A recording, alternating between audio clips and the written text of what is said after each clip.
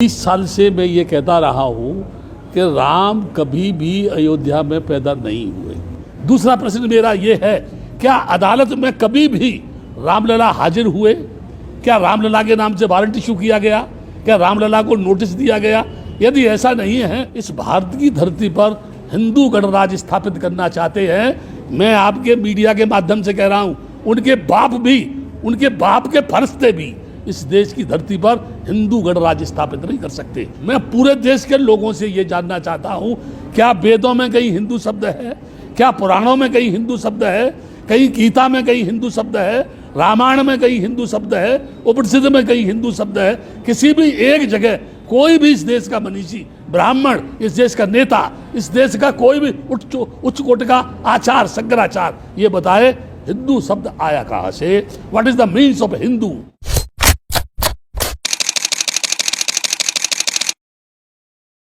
उसकी जो मूल लड़ाई थी अयोध्या की, वो मूल लड़ाई का जो आधार था वो ये था कि who is the real owner of this land, यानी वो बाबरी मस्जिद है अथवा राम की जन्मभूमि है।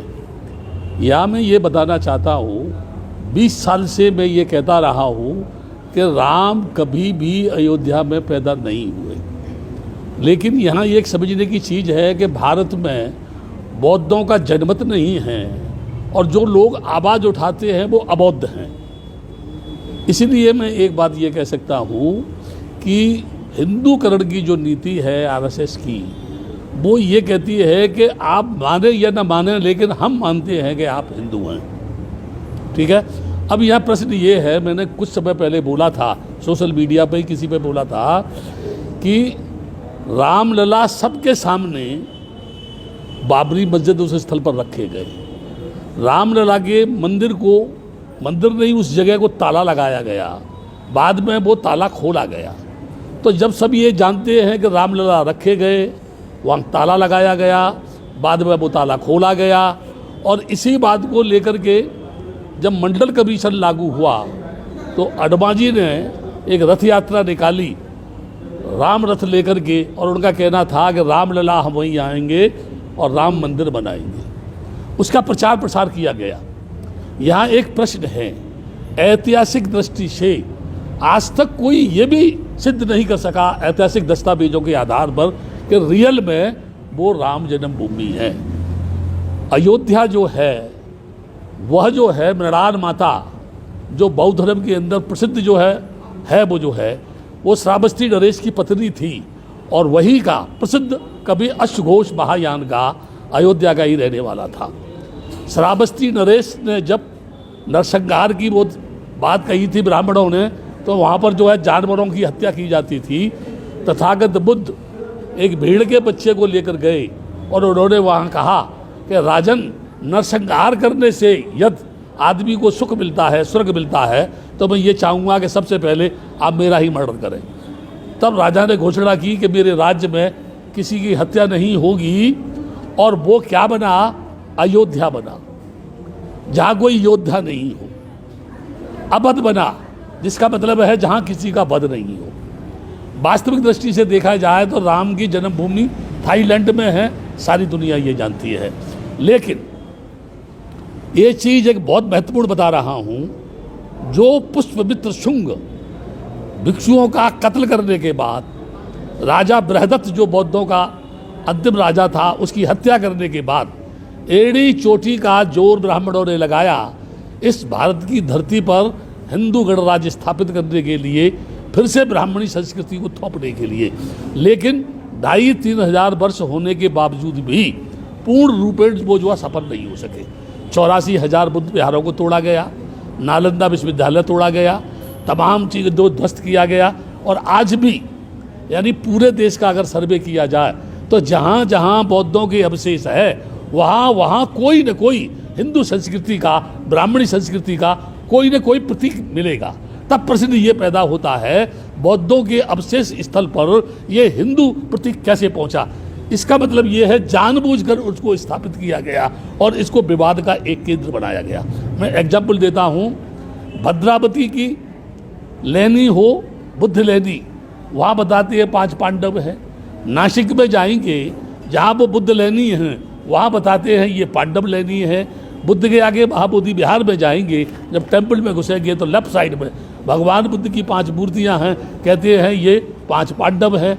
मेरी समझ में ये नहीं आता कि भद्रावती हो, नासिक हो या बोध गया हो, हर जगह 5 पांडव गए थे जो है, जिनके वहाँ अवशेष मौजूद मिलते हैं। एक प्रश्न और ज़्यादा महत्वपूर्ण बता रहा हूँ मैं, अदालत ने कोई टिप्पणी की, मैं ये नहीं कह रहा कि अदालत ने फैसला क्या दिया, मेरा उससे कोई लेना देना नहीं है, वो अदालत का काम है। लेकिन मैं स्वतंत्र भारत की धरती पर रहता हूँ, मुझे मेरी बात कहने का हक है, और वो हक ये है कि जिन अदालतों के जजों ने ये कहा था कि यहाँ फैसले भावनाओं पर नहीं दस्तावेजों के आधार पर होता है, और वही वो फैसला भावनाओं के आधार पर हुआ, ये मेरी समझ में नहीं आ रहा है। ये उनके उच्चतम अदालत के जजों का फैसला है, उनका सोच है, उनका विचार है, किस दृष्टि से, किस कानून की दृष्टि से उन्होंने फैसला किया, ये वही लोग इसकी सही बात कह सकते हैं। मैं तो इस संबंध में कुछ जानता नहीं, लेकिन एक बात जरूर कह रहा हूँ, राम जन्मभूमि में जितने भी अब अवशेष निकल रहे हैं वह सारे के सारे बौद्धों के अवशेष निकल रहे हैं। तब मेरा प्रश्न ये है कि राम की जन्मभूमि में राम के अवशेष क्यों नहीं, और जब राम के अवशेष नहीं हैं तो उसको बौद्ध नगरी मानने से इस देश को क्या ऐतराज है। बल्कि मैं ये कहूँगा कि जो प्रधानमंत्री विदेशों में जाकर ये कहता है मैं बुद्ध भूमि से आया हूँ, मैंने तुमको बुद्ध दिया है, मैं उस प्रधानमंत्री से जानना चाहता हूँ कि वह प्रधानमंत्री इस भारत की बुद्ध भूमि को राम जन्मभूमि किस आधार पर बनाना चाहता है, या राम का मंदिर किस आधार पर बनाना चाहता है।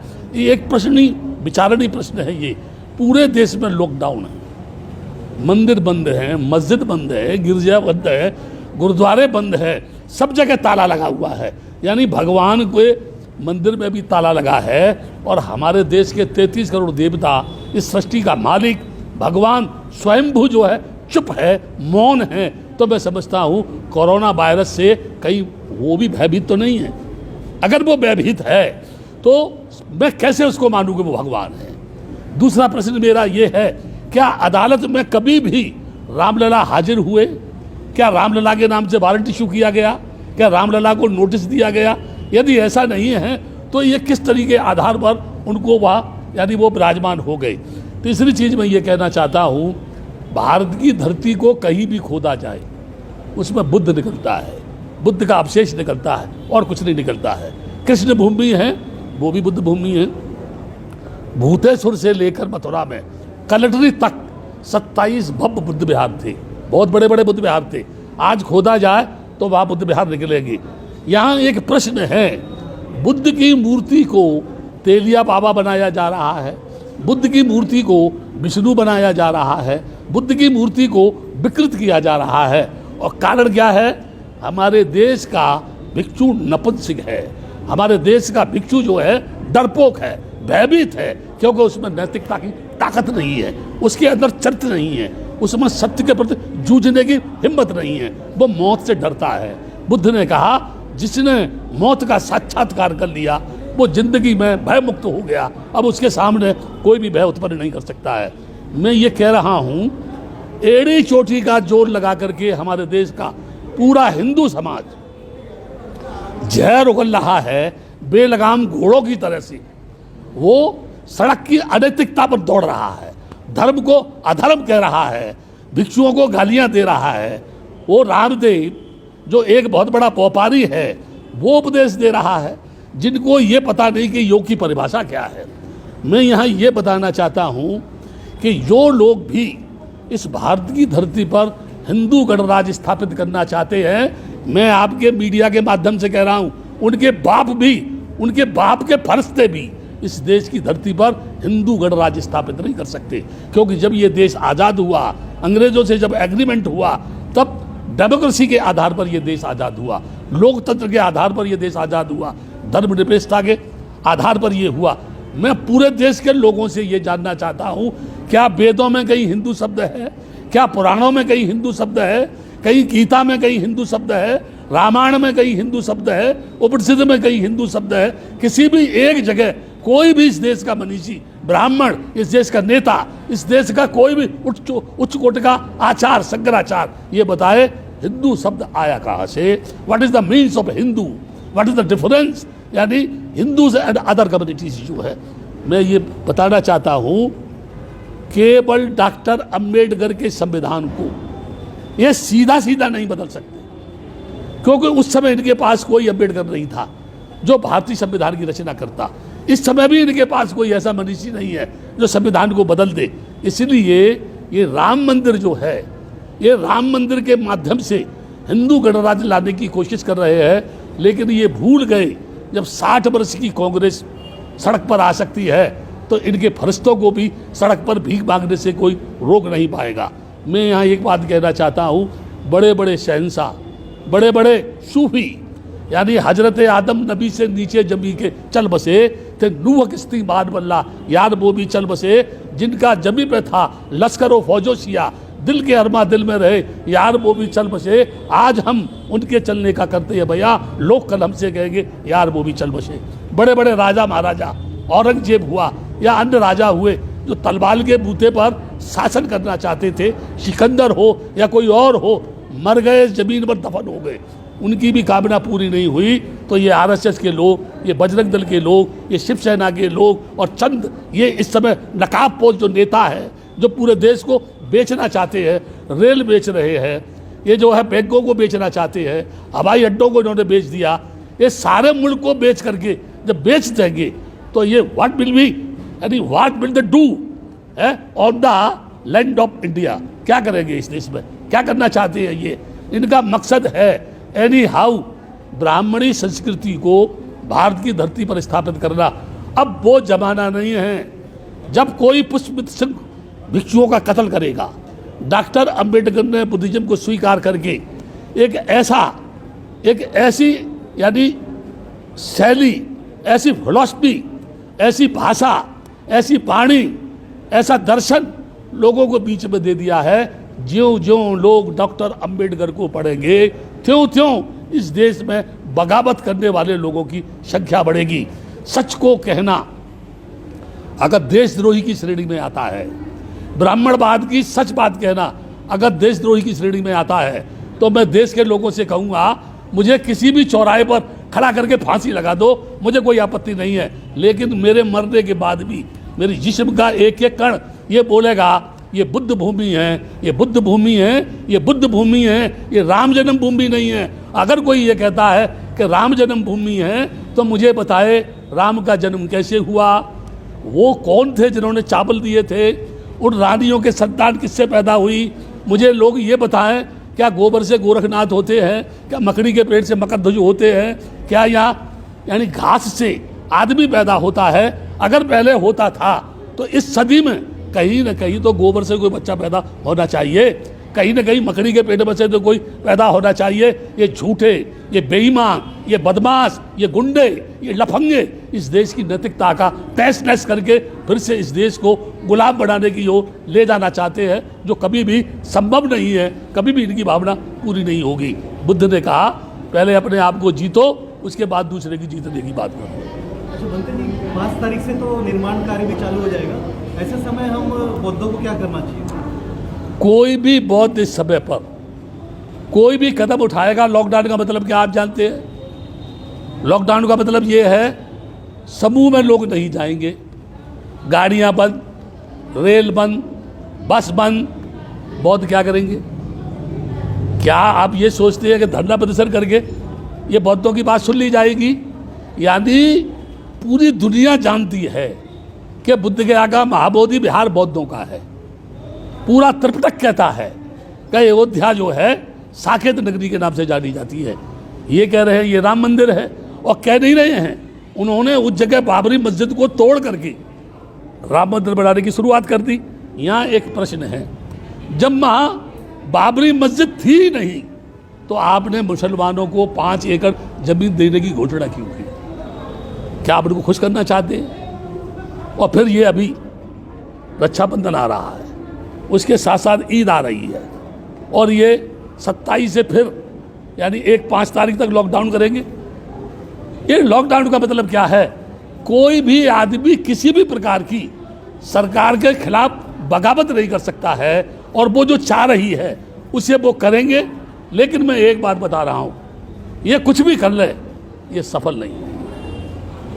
मंदिर बना ले, ठीक है ना, मंदिर बना ले। ये अभी भी किसी ने कहा, मैं कह रहा हूँ इस बात को, जितने भी मंदिर हैं भारत की धरती पर, अगर उनके पुजारियों को वेतन के अलावा जो भी फंड है वहाँ, अगर पूरा फंड ये सरकार ले ले तो 130 करोड़ लोगों की समस्या का समाधान हो सकता है। लेकिन ये ऐसा नहीं करेंगे, क्योंकि मंदिर के नाम पे तो भड़काते हैं, ये मजहब के नाम पे तो लड़ाते हैं ना। इसलिए ये नहीं चाहेंगे।